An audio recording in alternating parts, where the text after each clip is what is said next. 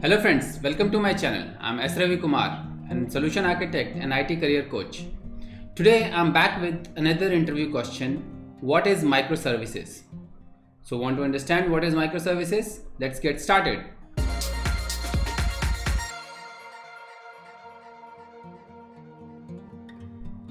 So nowadays, if you are an IT professional with more than 5 years of experience and if you go for a technical interview round, this question will be asked pretty often to you that what are microservices or what is a microservice architecture? So the standard definition of a microservice architecture is that microservice architecture is a method of developing software systems that tries to focus on building single function modules with well-defined interfaces and operation.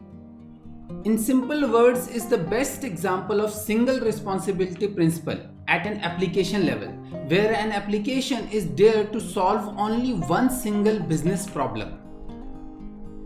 The best example of microservice architecture in .NET world is ASP.NET Identity Services. So as you know, ASP.NET Identity Services is a popular service to implement authorization and authentication in your ASP.NET application.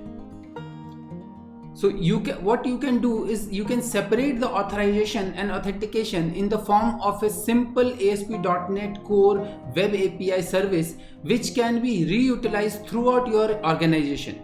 So as ASP.NET Authentication Service supports regular authentication, that is your database based authentication. It also supports third-party authentications like OAuth authentication with Facebook or your like Twitter or your Active Directory authentication. So you can use ASP.NET Identity Authentication in your application throughout your business like application in your company as an authentication service. So it's a microservice because it's an independently deployable service. This trend has grown popular in recent years as enterprises look to become more agile and move toward DevOps and continuous testing. So when you apply CI/CD pipelines, it becomes more easy to deploy and easy to test. Now let's talk about some of the benefits of microservices architectures. They're simpler to deploy as they are independently deployable units.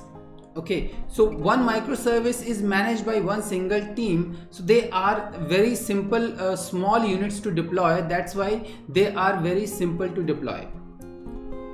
Reusability across the business as they are organized around a single business capability.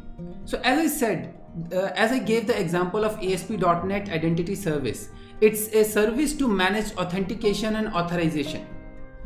So it's one business requirement that to manage authentication and authorization, and you can use ASP.NET Identity Service for that. So this service can be used across the business scenario. So even if you are creating an application for a sales subsystem in your company, or you are creating an application for the HR team in your company, you can use same identity service to do the authentication and authorization throughout the application. And one team can just manage the identity services or authorization authentication related issues.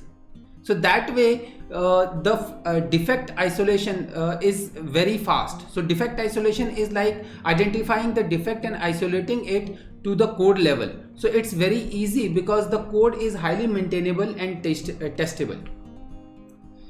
Another benefit is minimized risk of change. So as microservices architecture are very loosely coupled as they are independent, so the changes are very minimized as they are not dependent on any other service. So if I have to do anything related to authentication and authorization, I will just work on the web API which has implementation of ASP.NET Core Identity. Another very simple example of microservices, although it's not a microservice, but it's not exactly a service implementation, but we can consider them as microservices, are the packages like NuGet packages or Node packages or any kind of packages which you use in your applications, because they are single deployable units which solve one particular problem. Of course, they are not services, they are just DLLs, but the concept remains the same. So if you have a NuGet package to implement Entity Framework Core, that means it is one package which handles the services for data access. Or if you have a NuGet package for doing any other activities like managing SQLite database, again that is one microservice for handling a particular kind of operation, a particular kind of business service.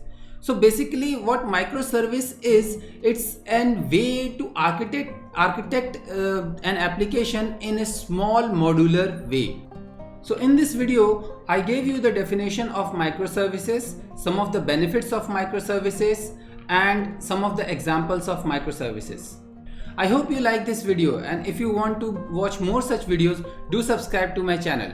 And if you like the content of my channel, please hit that like button also. Thanks for watching. Bye bye.